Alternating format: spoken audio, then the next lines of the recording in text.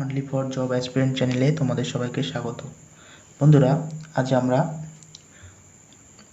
পিভিআরসিআর যে সায়েন্সের ক্লাসগুলো রেগুলার করছি তার 3 নম্বরের ক্লাস। আজ আমরা 27/9/2018 যে শিফটটা হয়েছিল তার প্রশ্নগুলো, সায়েন্সের প্রশ্নগুলো আমরা সলভ করব। এই শিফটটাতে বেশ কয়েকগুলো ফিজিক্সের অঙ্ক এসেছিলো, সেগুলোও করব। পাশাপাশি যে এমনি এমসিকিউ এসেছিলো জেনারেল সায়েন্সের, সেগুলোও সলভ করব। তো চলো ভিডিওটা শুরু করি। দেখো, প্রথম প্রশ্নটা কি বলেছে না, ট্যাক্সোনমির পিতা হিসেবে কাকে বিবেচ্য করা হয়? Linnaeus, Mandelbrot, Darwin, Einstein. তো আমরা সবাই জানি ট্যাক্সোনমির পিতা বা ট্যাক্সোনমির জনক হচ্ছে ক্যারোলাস লিনিয়াস, তাই তো? তোমরাও সবাই জানো, হয়তো এই প্রশ্নটা ম্যাক্সিমাম এক্সামে দেয়। 2 নম্বর প্রশ্নটা কী বলেছে, ড্যাশ লেন্সের ফোকাল দৈর্ঘ্যকে সামঞ্জস্য করতে চোখের সাহায্য করে।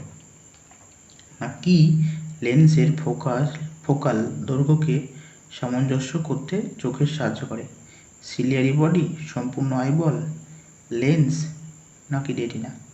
তাহলে সিলিয়ারি বডি উত্তর হয়ে যাবে। সিলিয়ারি বডি লেন্সের ফোকাল দৈর্ঘ্যকে সামঞ্জস্য করতে চোখের সাহায্য করে।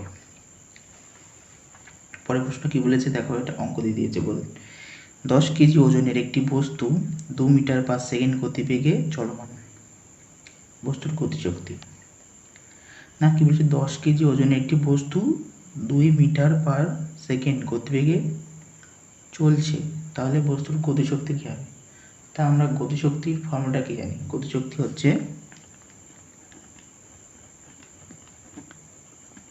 হাফ এম ভি স্কোয়ার, তাই তো?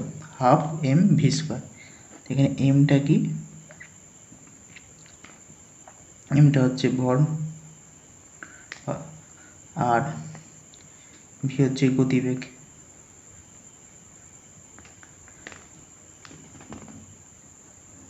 তাই তো? তাহলে মান বসিয়ে দেবো। দেখো, হাফ এম এর মান দিয়ে দিয়েছে 10 কেজি, আর ভি কত দিয়েছে? 2 মিটার পার সেকেন্ড, মানে 2 স্কোয়ার 4। তাহলে 4কে কাটলাম 2 দিয়ে, 10 দুগুণে 20, তাহলে 20 হয়ে যাবে। আর এখানে যেহেতু দেখো সবগুলি জুল দিয়েছে বলে কোনো অসুবিধা হয়নি, যদি অন্য কিছু দিয়ে দিত তাহলে আবার আমাদের অসুবিধা। কেন? গতিশক্তির একক কী বা শক্তির একক কী? সিজিএস পদ্ধতিতে আর্ক, এসআইতে জুল। তাহলে 20 উত্তরে যাবে, 20 জুল। দেখো, পরের একটা প্রশ্ন দিয়েছে, এটা খুব গুরুত্বপূর্ণ প্রশ্ন, তোমরা ভালো করে দেখবে। কি বলেছে, Al2SO4 হোল 3-তে অক্সিজেনের শতাংশ কত? মানে এইতে কত পরিমাণ অক্সিজেন আছে, এটা কী করে বার করবো? মানে মোলার মাস, এই ডেটাটা পুরোটা মোলার মাস বার করতে হবে, তাতে অক্সিজেনের মোলার মাসটা কত সেটাই বার করতে হবে।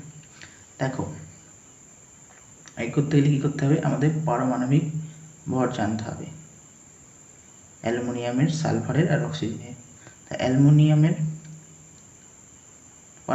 পরমাণু ক্রমাঙ্ক কত?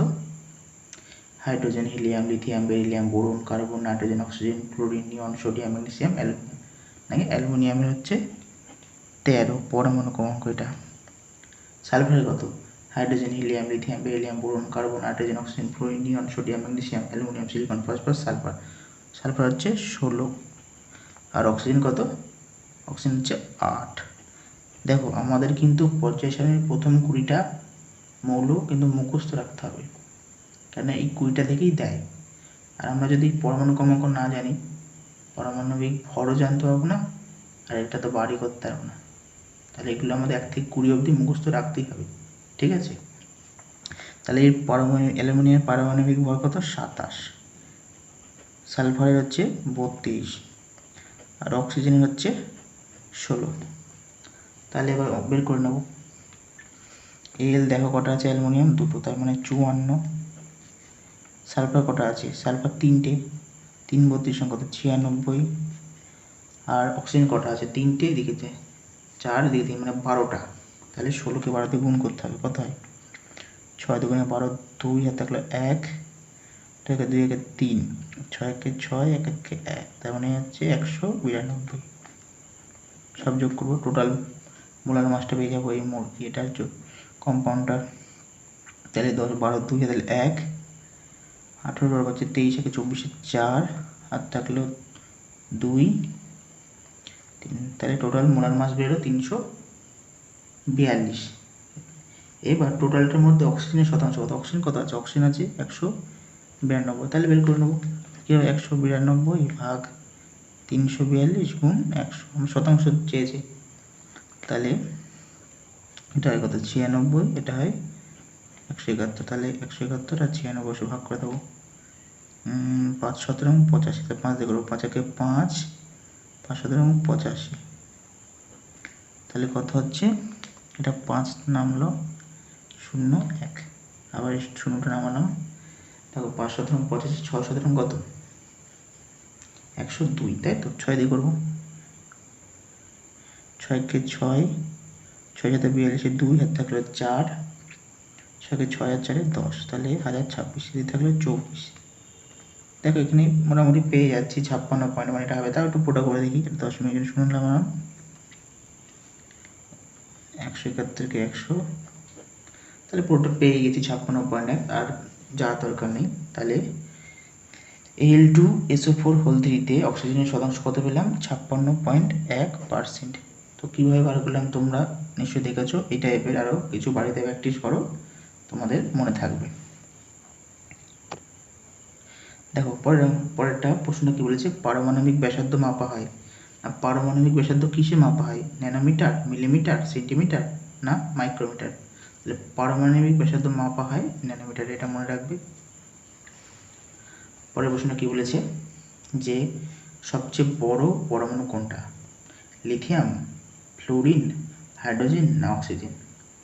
দেখেছো আমি বললাম কি একটু আগে যে 1 থেকে 20 আমাদের মৌলগুলির পরমাণু ক্রমাঙ্ক পরপর মনে রাখতেই হবে। ডেলি 1 2 বার 3 বার করে পড়ো, 2 4 দিনেই মনে মুখস্থ হয়ে যাবে। কিন্তু দেখো তাহলে পরমাণু পর্যায় সারণীটা কেমন আধুনিক, এখানে হাইড্রোজেন একদম এই 18 নম্বর গ্রুপে, হিলিয়াম, তারপরে এখানে কি লিথিয়াম, বেরিলিয়াম, মাঝে গ্যাপ, তারপরে আবার কি hydrogen, helium, lithium, beryllium, boron, carbon, nitrogen, oxygen, fluorine, neon, তাই তো। তাহলে আমাদের কোনটা কোনটা ওদের অপশন কি দিয়েছে, লিথিয়াম দিয়েছে, হাইড্রোজেন দিয়েছে, ফ্লোরিন দিয়েছে, আর অক্সিজেন দিয়েছে, তাই তো। তাহলে আমরা কি জানি যে পর্যায় সারণীর বাদিক থেকে ডান দিকে গেলে মৌলগুলির ব্যাসার্ধ কমে, আর ওপর থেকে নিচে এলে মৌলগুলির ব্যাসার্ধ বাড়ে। ব্যাসার্ধ বাড়লে তো পরমাণু আকার বড় হয়ে যাবে। তাহলে দেখো হাইড্রোজেনের থেকে লিথিয়াম তো নিচে আসছে আর নিচের দিকে নামছে, তাহলে হাইড্রোজেনের থেকে লিথিয়াম কি বড় হবে। এবার দেখো এই লিথিয়ামের পর্যায়টাতে কি আছে, অক্সিজেনও আছে, ফ্লোরিনও আছে, কিন্তু আমরা কি বললাম এক্ষুনি যে বাদিক থেকে ডান দিকে গেলে আকার কি ছোট হয়, তাই তো। তাহলে সেই অনুযায়ী দেখতে গেলে কোনটা বড়, লিথিয়াম বড়। তাহলে লিথিয়ামের সবচেয়ে বড় পরমাণু, ঠিক আছে, এভাবে মনে রাখবে। দেখো পরেরটা আবার একটা অঙ্ক দিয়েছে, কি বলেছে, একজন ব্যক্তি একটি পর্বতের কাছাকাছি হাততালি বাজান এবং 6 সেকেন্ড পর সেটির প্রতিধ্বনি শুনতে পান। পর্বত এবং ব্যক্তিটির মধ্যে দূরত্ব হলো।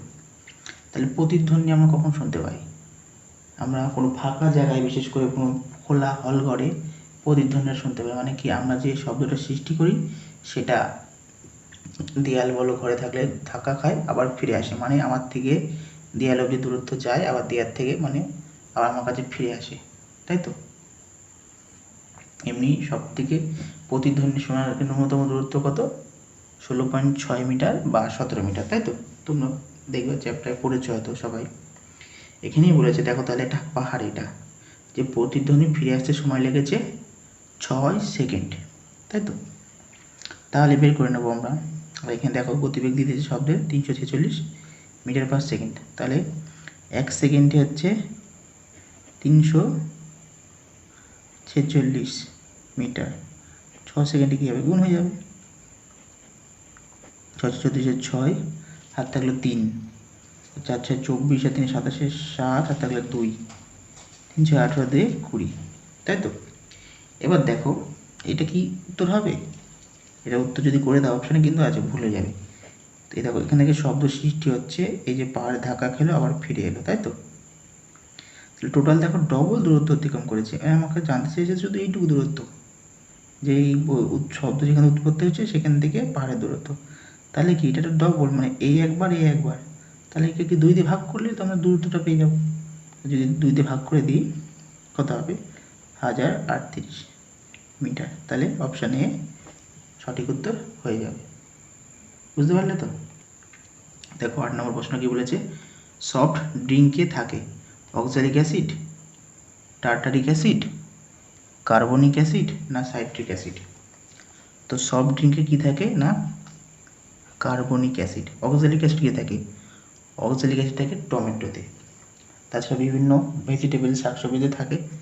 টার্টারিক অ্যাসিড থাকে তেঁতুলে, আর সাইট্রিক অ্যাসিডটা তোমরা জানো লেবুতে থাকে।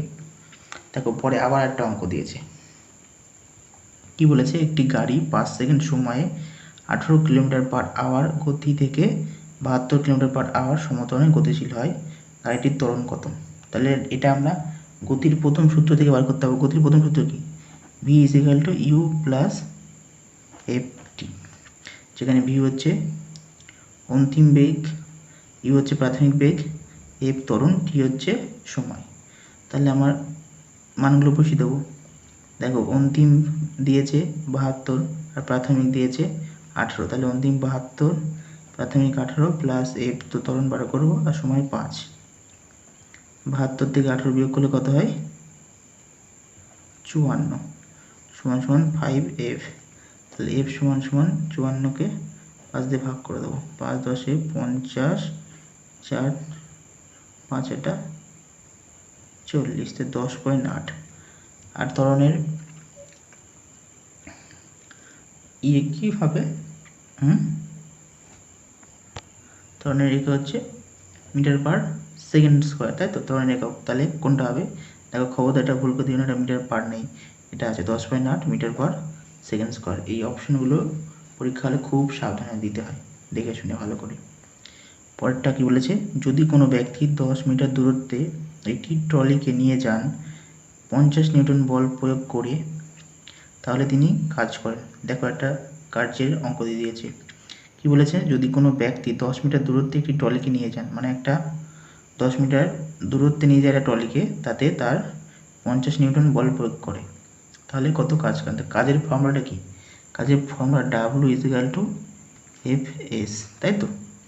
এখানে W হচ্ছে কাজ বা কৃতকার্য বলে, F হচ্ছে বল, S হচ্ছে সরণ, তাই তো? তাহলে দেখো সরণ দিয়েছে 10 মিটার, বল দিয়েছে 50 নিউটন, কাজ বার করতে হবে। তাহলে বসে দেবো, ডাব্লুর মানটা কত হবে? 50 × 10, 500। আর কার্যের একক কি? সিজিএসে আর্ক, এসআইতে জুল, তাহলে 500 জুল। প্রথম অপশনটাই হয়ে যাবে। পরের প্রশ্নটা কি বলেছে, গভীর ঘন মাধ্যমে বাঁকানো আলোর রশ্মিকে বলা হয় প্রতিফলন, প্রতিসরণ, বিনিময়তা, বিচ্ছুরণ। তাহলে গভীর ঘন মাধ্যমে বাঁকানো আলোর রশ্মিকে বলা হয় প্রতিসরণ। প্রতিসরণে দেখবে, ধর আমরা একটা বালতির মধ্যে একটা লাঠি চুবি রেখেছি, কি মনে হয় যে লাঠিটা বেঁকে রয়েছে, এটা কেন হয়? প্রতিসরণের জন্য হয়, বাঁকানো দেখায়। পরের প্রশ্নটা কি বলেছে, কপার সালফেট দ্রবণে জিঙ্ক যোগ করা হলে ড্যাশ স্থানচ্যুত হয়, তামা, দস্তা, হাইড্রোজেন সালফেট। এটা হবে তামা। তা কপার সালফেট দ্রবণে জিঙ্ক যোগ করা হলে তামা স্থানচ্যুত হয়।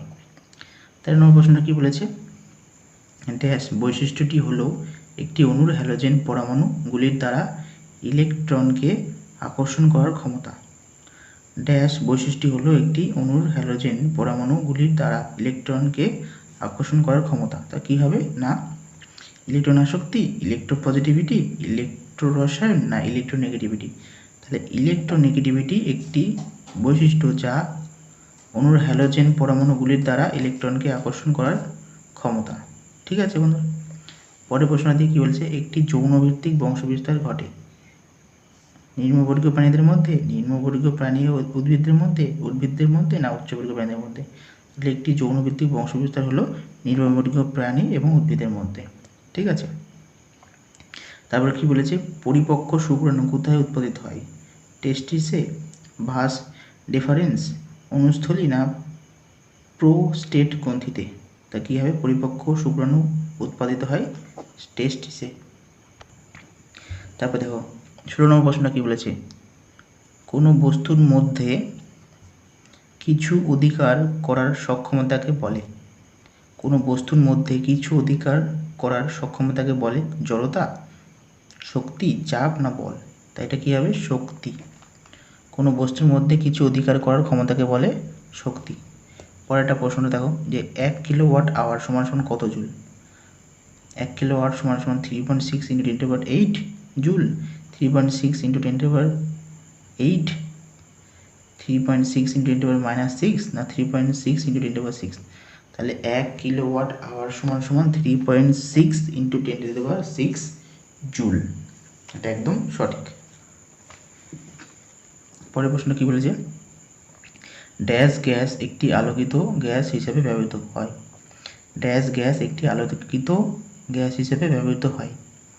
প্রোপেন গ্যাস, বিউটেন, মিথাইল না ইথাইল? তাহলে কি হয়ে যাবে, প্রোপেন গ্যাস একটি আলোকিত গ্যাস হিসেবে ব্যবহৃত হয়। দেখো আবার আরেকটা অঙ্ক দিয়েছে, এই শিফটে বেশ অনেক কটাই অঙ্ক দিয়েছিল।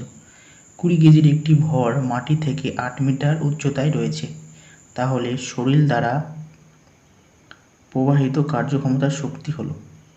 দেখো এখানে কোন শক্তি হবে, একটা 20 কেজির ভর মাটি থেকে 8 মিটার উচ্চতায় রাখা আছে, এটা যদি ছেড়ে দিই তাহলেই তো কী হবে, পড়ে যাবে, তখন ওটা গতিশক্তিতে গতিশক্তি হয়ে যাবে যখন পড়ছে।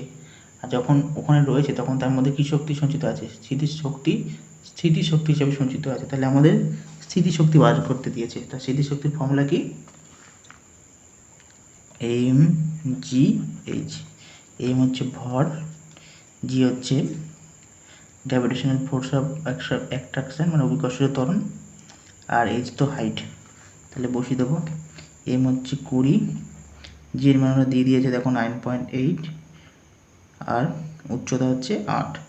এটা পয়েন্ট না মারলাম তো দশমিক হলো, 0 কেটে গেল, তাহলে 98 × 16 কত হয়, 6 48 8, তাহলে 4 6 54 4 58,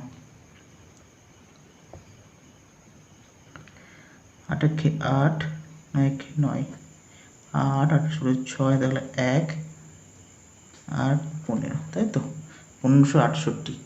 আর শক্তি কী বললাম, আর্ক সিজিএসে আর্ক, এসআইতে হচ্ছে জুল, তাহলে কী হবে 1568 জুল। দেখো আজকে লাস্ট প্রশ্ন কী বলেছে, একটি ড্যাশ তন্তু ত্বকের তলদেশ ও আন্ত অঙ্গের মধ্যবর্তী স্থানে গঠিত হয়? একটি ড্যাশ তন্তু ত্বকের তলদেশ ও আন্ত অঙ্গের মধ্যবর্তী স্থানে গঠিত হয়? এডিপোস, এপিথেলিয়াম, নার্ভস নাকি মাসকুলার? তাহলে এটা কী হবে, এডিপোস। একটি এডিপোস তন্তু ত্বকের তলদেশ ও আন্ত অঙ্গের মধ্যবর্তী স্থানে গঠিত হয়। তো আমরা এই শিফটের যে সব করা প্রশ্ন আলোচনা করে ফেললাম। ভিডিওটা কেমন লাগলো অবশ্যই জানাবে, এবং চ্যানেলে প্রথম হলে অবশ্যই তোমরা সাবস্ক্রাইব করবে। তো আজকে ভিডিওটা এইটুকুই, টাটা বন্ধুরা।